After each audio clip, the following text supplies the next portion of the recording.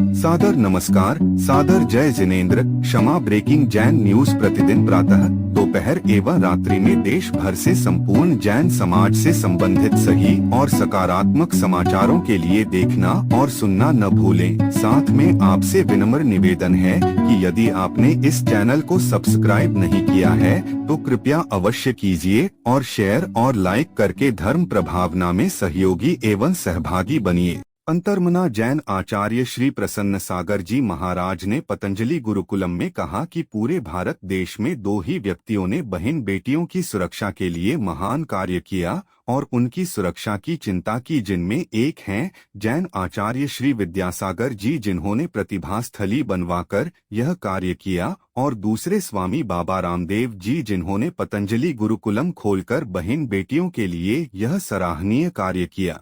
लीजिए सुनिए अंतर्मना जैन आचार्य श्री का पूरा उद्बोधन। 22-23 साल से एक यात्रा को लेकर चल रहे हैं और उस यात्रा हमारे देश में गांधी जी ने डांडी यात्रा निकाली, विनोबा भावे ने पद यात्रा निकाली, आचार्य तुलसी ने अहिंसा यात्रा निकाली और हम अहिंसा संस्कार पद यात्रा के माध्यम से गांव-गांव, पांव-पांव, नगर-नगर, डगर-डगर चलते चलते तकरीबन 1.25 लाख किलोमीटर से ज़्यादा चल कर के आए हैं। और आज की तारीख में आदमी ने चलना बंद कर दिया है। आदमी ने पहले जितना आदमी चलता था, मामा जब छोटे थे तो पूरा जटाशंकर से साइकिल पैदल चल के जाते थे अपन। वे जहाँ वहाँ से घोड़े में जाते थे, फिर वापस लौट के बैलगाड़ी में आते थे। हमने पूरा बचपन घोड़े में व्यतीत किया, घुड़सवारी या बैलगाड़ी, और ये सब पिछले जन्मों के संस्कार हैं, आज का अपना कुछ भी नहीं है। तो कह रहा था कि अहिंसा संस्कार पद यात्रा के माध्यम से कदम कदम चलते चलते चलते चलते कहाँ से कहाँ पहुँच गए। और आज हम पतंजलि के इस बालिका गुरुकुलम में यहाँ विराजमान हैं सारी बहनें, जिनको रामदेव बाबा जी ने शिक्षित नहीं किया, योगिनी नहीं बनाया, साथ में संस्कार दे करके इनके जीवन को भी महकाया। अन्यथा आज की तारीख में जितना बेटियों का, बहनों का जीवन असुरक्षित है, उतना किसी का जीवन असुरक्षित नहीं। आजकल बहन बेटियों की जिंदगी में कदम कदम पर धोखा है, नजर नजर में छलावा है, बात बात में छल है। जहां कोई आपसे 2-3 बार हंस के मुस्कुरा के बात कर ले, उसके हंसने मुस्कुराने के बात करने के मायने बदल जाते हैं। अक्षय भाई, जहां कोई, मनोज कहां गया, कुछ अमन, जहां कोई आप 2-3 बार आपसे हंस के मुस्कुरा के बात कर ले, उस व्यक्ति के मुस्कुराने के मायने बदल जाते हैं, बात करने के अंदाज बदल जाते हैं, मिस कॉल शुरू हो जाती है, स्टिकर पहुंचने लगते हैं।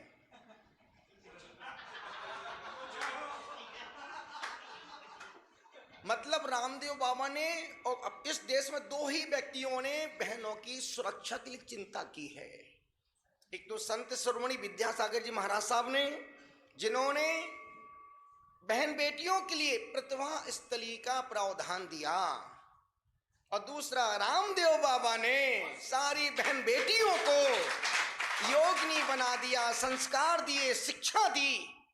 अब जहां देखो वहां पर बहनें उस अपने गणवेश में योग परिणाम कराती हैं, संस्कारों की बात करती हैं, व्यसनों के मुक्त होने की बात करती हैं, जीव सच्चरित्र की बात करती हैं, जीवन को कैसे जीना है।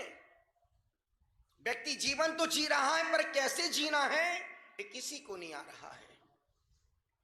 और जितनी मेहनत रामदेव बाबा करते हैं, जितनी मेहनत, सुबह 3-3:30 बजे से लेकर सुबह 9 बजे तक कितनी बार उछल कूद, बाप रे बाप, अच्छे लोग लंबे हो जाएं। और उनकी धड़कन कहो, उनकी स्पंदन कहो, उनकी श्वास कहो, जो उनका सपोर्ट और साथ कंधे से कंधे मिला के दे रही हैं बालकृष्ण आचार्य जी, जो उनकी जड़ी बूटियों पर पकड़ है। एक ने प्रकृति को पकड़ लिया, एक ने संस्कृति को पकड़ लिया। एक प्रकृति को जी रहे हैं, एक ने प्रकृति को जाना है और एक ने संस्कृति को जीवंत रखा है। योग प्रणाम आज की पद्धति नहीं है, 100-200 हजारों साल पुराने बड़े बड़े साधु संत योग निरोध करके अपने आप में स्थिर हो जाते। आज भी बड़े बड़े साधु सन्यासी योग प्रणाम करते करते, हमने कहा ना भी 557 दिन की साधना में पारसनाथ पहाड़ पर, जिसमें 496 दिन भूखे रहे, पानी का घूंट भी नहीं पिया, वो सिर्फ 61 दिन भोजन किया, उसमें भी अनाज नहीं खाया। रामदेव बाबा बोलते अनाज मत खाओ, जल्दी मरना हो तो अनाज खाओ, गेहूं खाओ, जिसको जीना है रागी की रोटी खाओ, मक्का की खाओ, ज्वार की खाओ, ज्वार जैसे हो जाओ।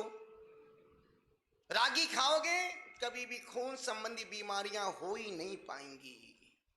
इसलिए हर व्यक्ति को रोज एक रागी की रोटी तो खाना ही चाहिए। अच्छी लगे तो खाओ, नहीं लगे तो भी खाओ। और रोज व्यक्ति को 2 आंवले खाना चाहिए। 2 आंवले रोज खाओ, अच्छा ना लगे तब भी खाओ। हम रोज आधे गिलास आंवले का रस पीते हैं। जिस दिन मेरा भोजन होता है उस दिन आंवले का रस मिलता ही मिलता। और रागी के अपना भोजन ही रागी की रोटी। 5 साल से रागी की रोटी और आंवला छोड़ा नहीं, कहीं नहीं मिलता, कोई बात नहीं। पर और 5 साल से मैं डॉक्टर को हाथ भी लगाने नहीं दिया। अन्यथा आज की सबसे बड़ी बीमारी है साइकोलॉजी की। जरा सी सांस ऊपर नीचे हो जाए, डॉक्टर साहब बीपी ऊपर नीचे हो गया, डॉक्टर। और डॉक्टर सबसे 3 से हमेशा दूर रहना, डॉक्टर से, वकीलों से और तंत्र मंत्र वास्तु शास्त्रियों से। ये समाधान नहीं है, ये सब उलझन पैदा करेंगे, भटकाएंगे, चक्कर कटवाएंगे, चक्कर लगवाएंगे, चक्कर कटवाएंगे। क्यों? इनके पास सिर्फ व्यापार है, समाधान नहीं है। और यही हमेशा बोलता हूं, 557 दिन में 496 दिन उपवास किया। और हमारे यहाँ जैन दर्शन के उपवास में हम लोग पानी भी नहीं पीते, निर्जल उपवास करते हैं, निर्जल उपवास। अन्यथा अन्य संस्कृति में दिन भर पानी भी बहुत बड़ा सपोर्ट है। पानी का सपोर्ट मिल जाए तो हम 500 दिन और बिना खाए जी सकते हैं। और डाब का पानी का मिल जाए तो 1000 दिन जिंदा रह सकते हैं बिना कुछ खाए, सिर्फ डाब का पानी पी करके। वो भी 2 दिन में 1 दिन डाब का पानी पिएंगे, 1000 दिन तक कुछ भी नहीं खाएंगे, बिंदास जिंदगी जिएंगे। इतना उसमें विटामिन है। पर आचार्य कहते हैं नहीं, यदि उपवास करना है तो कुछ नहीं खाना। यदि बुखार, चाहे हमारे तपस्वी सम्राट गुरुदेव हमेशा बोलते थे, शिष्य साहब गुरुदेव 2 दिन से बहुत शरीर में दर्द हो रहा, बुखार सा लग रहा है, बेटा कल उपवास कर लो, उपवास करो, सारे बुखार दर्द जुकाम सब ठीक हो जाएंगे। खुद के डॉक्टर खुद बन जाओ। और जब व्यक्ति खुद डॉक्टर बनता है, फिर डॉक्टर के पास जाने की आवश्यकता नहीं पड़ती है। तो मैं कह रहा था, अहिंसा संस्कार पदयात्रा के माध्यम से एक करपात्री पदयात्री दिगंबर साधु थाली में खाते नहीं, गिलास में पानी पीते नहीं, बिस्तर पर सोते नहीं, चटाई को ओढ़ते नहीं, चद्दर को ओढ़ते नहीं, सिर्फ और सिर्फ प्रकृति का। जब बालकृष्ण जी आचार्य आए थे मुक्तेश्वर धाम, हमने कहा बाबू आप प्रकृति को जान रहे हो और हम प्रकृति को जी रहे हैं। हमने आप पत्ते पत्ते को जान रहे हैं, पत्ता कौन सा पत्ते पत्ता किस काम में आता। जब हम लोग रास्ते से मंच पर जा रहे थे तो बालकृष्ण जी आचार्य जी बोले, महाराज गुरुदेव इससे बीपी का मोती। हमने कहा स्वामी जी आपको संपूर्ण वनस्पति की जानकारी, कभी अपन दोनों अकेले में बैठेंगे। हमने भी वनस्पति तंत्र पढ़ा है, बहुत सारी चलते चलते बातें की। हमने कहा आपने प्रकृति को जाना है और हम प्रकृति को जी रहे हैं। प्रकृति को जीने का मतलब है, जैसा प्रकृति ने हमको नग्न भेजा हम वैसा नग्नता का जीवन जी रहे हैं। और जब पैदा हुए थे तो नग्न थे, और जब जाएंगे तो भी न। प्रकृति का धर्म है नग्न आना और नग्न ही जाना। इसलिए प्रकृति ने जो भी संसार को दिया है, प्रकृति ने सूरज दिया, सूरज भी नग्न है। चंद्रमा दिया, चंद्रमा भी नग्न है। धरती दी, धरती भी नग्न है। आकाश भी नग्न है। चंद्रमा, तारे, चांद तारे भी नग्न है। नदी नाले भी नग्न है। पशु पक्षी जानवर भी नग्न है। वृक्ष पौधे भी नग्न है। इसलिए दिगंबर साधु भी नग्न है। सन्यास को 37 साल हो रहे हैं, स्नान नहीं किया, साबुन शैम्पू नहीं लगाते, तेल से मालिश नहीं करवाते। प्रकृति का जो बेटा थोड़ा कुछ इस तरफ आ जाए, ताकि बहनें जो हमारी बहनें आश्रम में हैं वो इस तरफ आ जाए।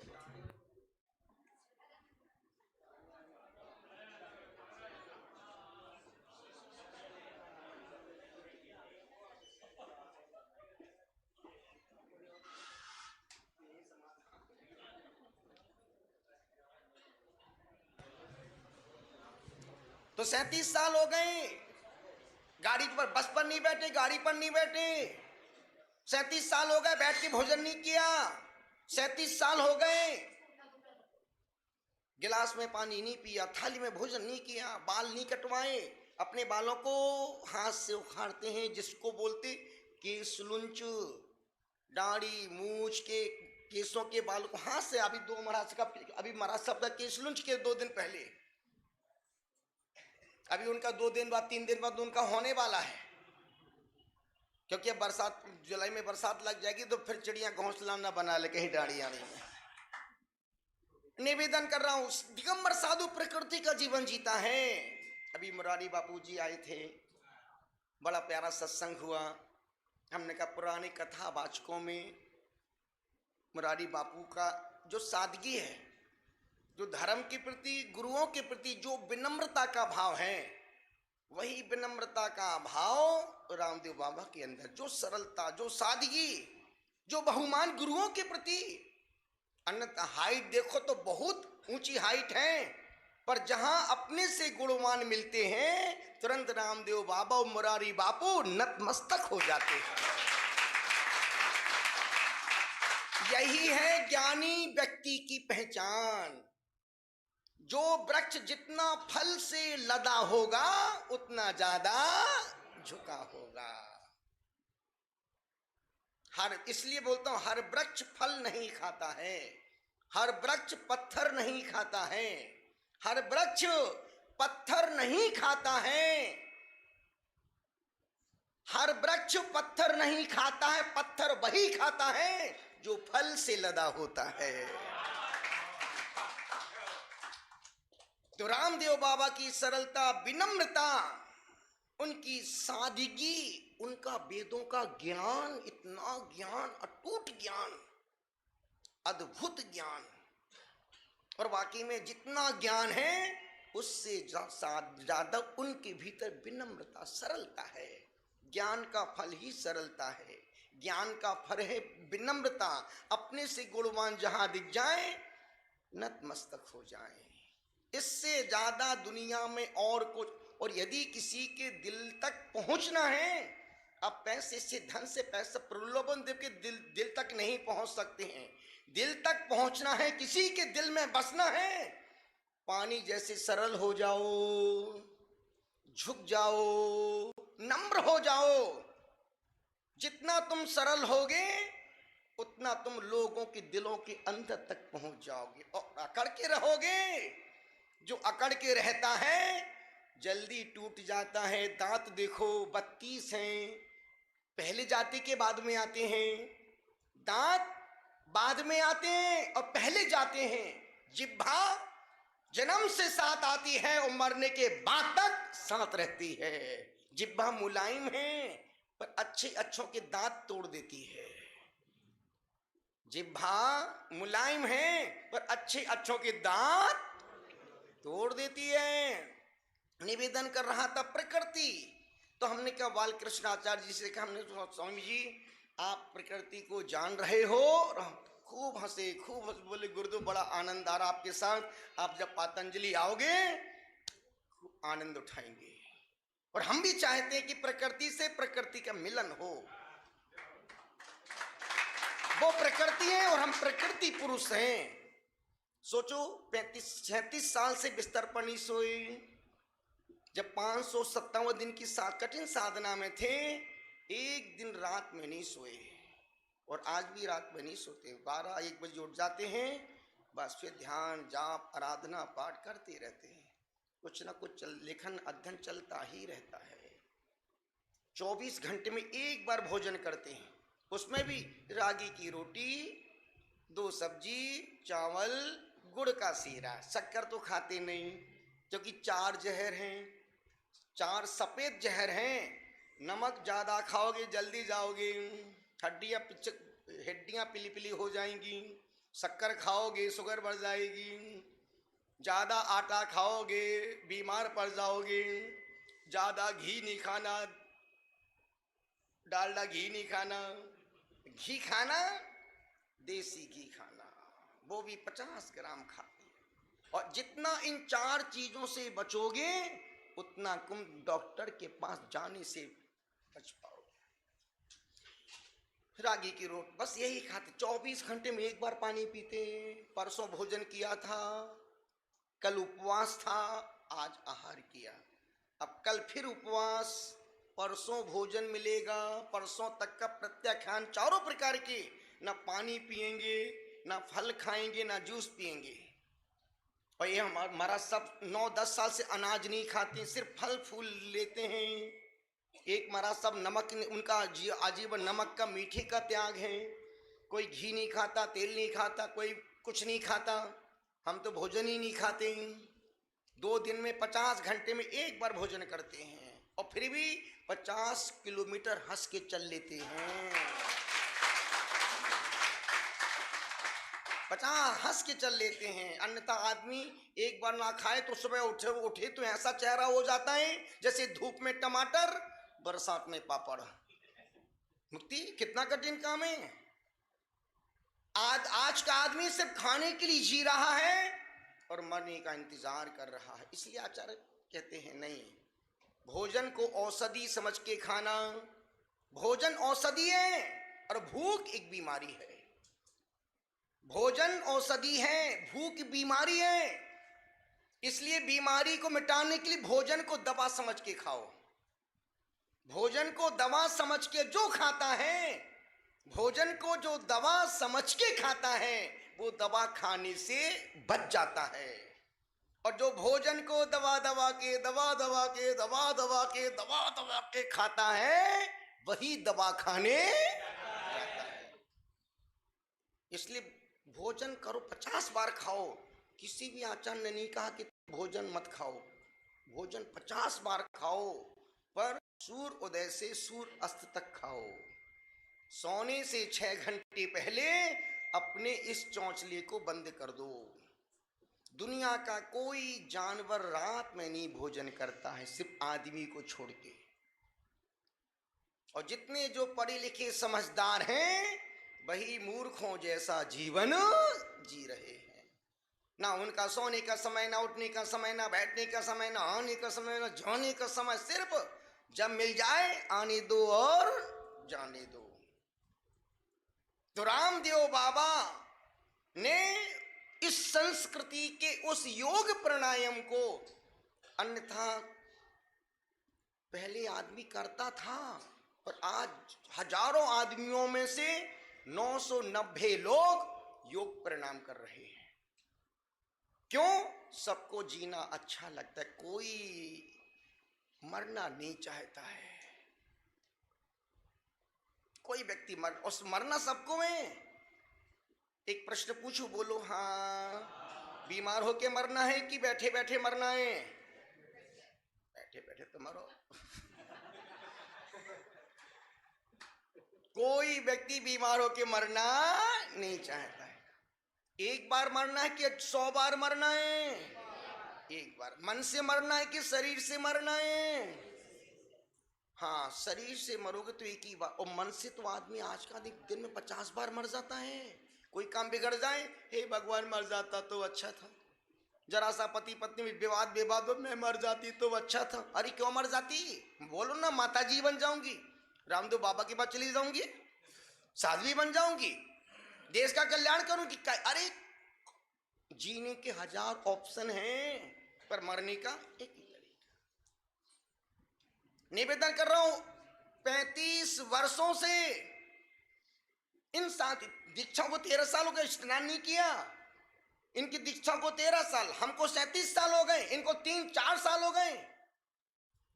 इस मुद्रा में आने के बाद स्नान नहीं करते हैं, बाल को नहीं बनवाते हैं, हाथ से उखाड़ते हैं, जमीन पर पाटे पर सोते हैं, गाड़ी पर चलते नहीं, बिस्तर पर सोते नहीं, चद्दर को ओढ़ते नहीं, फिर क्या करते? पैदल ही चलते हैं। पैर का हाल देखो तो पागल हो जाओ, पैर में जूते चप्पल भी नहीं डालते हैं। क्यों?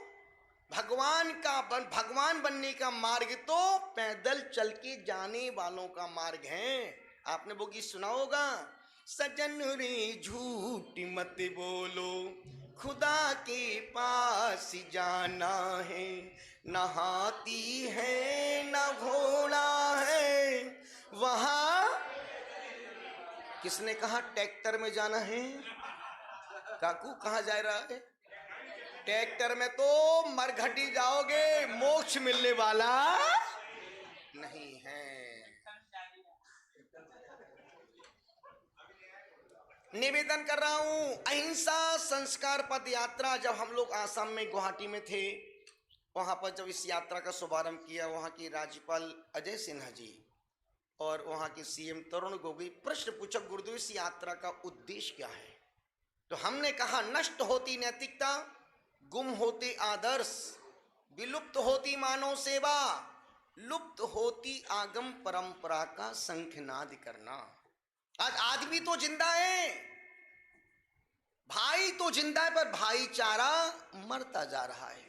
अब आप दीदी आप भी देख रही होंगी, रिश्ते हैं पर रिश्तों में रस खत्म हो गया है।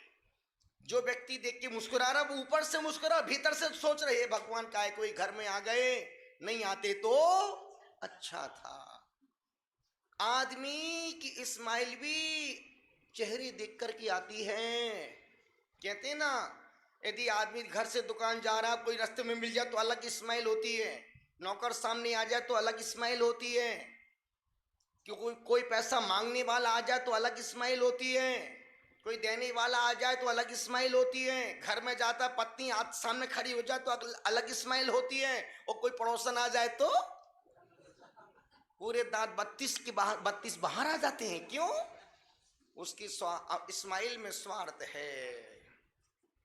और आज का आदमी अपनों को देख के नहीं मुस्कुराता है, पड़ोसी पड़ोसन को देख के, किसने कहा ये, मुस्कुराता है। कहते ना, अपना बेटा रोए दिल में दर्द होता है, अपना बेटा रोए दिल में दर्द होता है, पड़ोसी का रोए सिर में दर्द होता है। अरे बेटा तो बेटा ही है ना, अपना बेटा रोए सिर में दर्द, अपना बेटा रोए दिल में दर्द होता है, पड़ोसी का रोए सिर में कुछ, अपना बेटा रोए सिर में दिल में दर्द होता है, पड़ोसी का रोए सिर में दर्द होता है, अपनी बीवी रोए सिर में दर्द होता है, पड़ोसी की रोए पूरा सिर में दर्द, पूरा दिल दुखता है। निवेदन कर रहा हूं, ये आदमी नहीं है, दिल नहीं है, दिल दरिया दिल है। निवेदन इतना सा कर रहा हूं, आजकल के रिश्ते अब रिश्ते नहीं रहे, रस्सी कहां रहा रिश्तों में, ऊप सुबह की, गुटहन दोपहरी और उदासी शाम की, कई दिनों से यही दशा है, क्या है मर्जी राम की। चल रही पद यात्रा, इस पद यात्रा में अनेक सारे बच्चे चलते हैं, इतने सारे बच्चे हैं, और बाकी में आश्रम में आने के बाद, यहाँ पर गुरुकुलम में आने के बाद बहनों को देख करके, इनकी सादगी को देख करके, इनके गणवेश को देख करके लगा कि रामदेव बाबा ने सिर्फ एक रामदेव बाबा नहीं है, उन्होंने अनेकों अनेकों रामदेव बाबा की पथानुगामी अनुगामिनी को संस्कारित कर दिया है। यही देश का भविष्य है। एक जलता हुआ दीपक 1000 बुझे दीपकों को जला सकता है। एक जला हुआ दीपक, और रामदेव बाबा एक ऐसे दीपक हैं जो लाखों करोड़ों दीपकों को जला दिया। हमने पूछा कि बाबा ये दीपक जलता है, ये दीपक क्यों जलता है? उन्होंने कहा, सुनो प्रसन्न सागर, किसी पांव को, दीपक से पूछा कि तू जलता क्यों है? उसने कहा, किसी पांव को लगी ना ठोकर इसलिए हम जलते हैं। किसी पांव को लगे ना ठोकर इसीलिए हम जलते हैं। वाह वाह करो। किसी पांव को लगे ना ठोकर इसलिए हम जलते हैं। अपने जीवन पथ पर यूं ही प्रसन्न होके चलते हैं। अपने जीवन पथ पर यूं ही प्रसन्न होके चलते हैं। तुम भी दीपक हो तो प्रकाश से भर देना। दीपक हमसे बोल रहा है, तुम भी दीपक हो तो प्रकाश से भर देना। और जहां दिखाई पड़े अमावस उसे पूर्णिमा कर देना। जहां दिखाई पड़े अमावस उसे पूर्णिमा कर देना। निवेदन कर रहा हूं, चल रही अहिंसा संस्कार पद यात्रा, और वाकई में यहां आने के बाद जब इतना अच्छा लग रहा है, जब पातंजलि जाएंगे तो सारे बिल्कुल गणवेश में मिलेंगे। बाबा जी बिल्कुल आनंद अलख निरंजन मस्त मौला संत, जिनकी सादगी जिनका आनंद। जब हम 2007 में कलकत्ता थे, जो उस समय रामदेव बाबा पहली बार मिले थे, 2007 में कलकत्ता में हम थे, तो संतोष जी उस समय आस्था चैनल के डायरेक्टर थे, लेके आए थे। बोले महाराज से बाबा आए हैं, हमने लेके आओ भाई। उस समय हमने बाबा से कहा था, हमने बाबा आपने देश को क्या दिया? बुझा था जला दिया, बुझा था जला दिया, दूर थे पास बुला लिया। अरे बाबा क्या तोहफा दिया, देश सोया था आपने जगा दिया। और आज जो जहां देखो हर आदमी बैठ के भस्त्रिका योग प्रणाम अनुलोम विलोम, जो देखो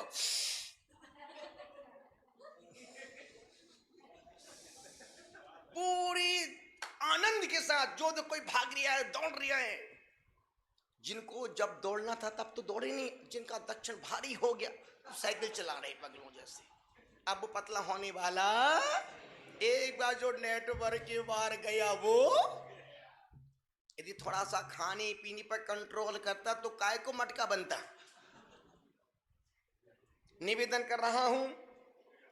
और उस दिन बोले ना बालकृष्ण आचार्य जी, बोले गुरुदेव बड़े बड़े धनपति जब पातंजलि आते, राजेंद्र बाबू, जब बड़े बड़े लोग धनपति अरबपति खरबपति पातंजलि में आते हैं, बोलते बाबा आधी रोटी दे दो, बाबा एक रोटी दे दो, बाबा एक रोटी दे दो। क्योंकि वह रोटी खाने को देते ही नहीं, डाइटिंग पर रखते हैं तो उनको वो देते जो उनको अच्छा नहीं लगता है, पर उनके स्वास्थ्य के लिए वो बहुत अच्छा होता है।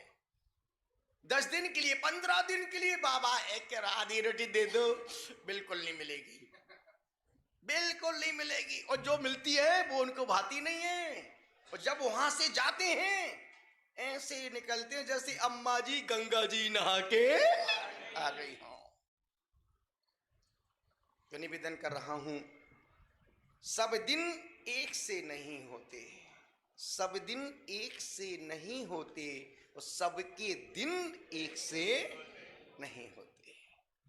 सारी बहनों को देख करके, इन योगिनियों को देख करके बड़ा अच्छा लग रहा है कि रामदेव बाबा इस देश के लिए हजारों हजारों बहनों को, हजारों हजारों बेटियों को जो दिशा दे रहे हैं, जो संस्कारित कर रहे हैं। इन एक दीपकों से लाखों लाखों दीप जलने वाले हैं। एक बार बाबा के लिए जोरदार उनकी कार्यशैली के लिए। क्षमा breaking Jain news YouTube channel पर विज्ञापन देकर धर्म प्रभावना में बने सहभागी। विज्ञापन देने हेतु संपर्क कीजिए मोबाइल नंबर 9026900740 एवं समाचार एवं वीडियो भेजने हेतु व्हाट्सएप नंबर 9335236222। क्षमा breaking Jain news YouTube channel देखने के लिए आपको बहुत बहुत धन्यवाद। सादर प्रणाम, सादर जय जिनेंद्र।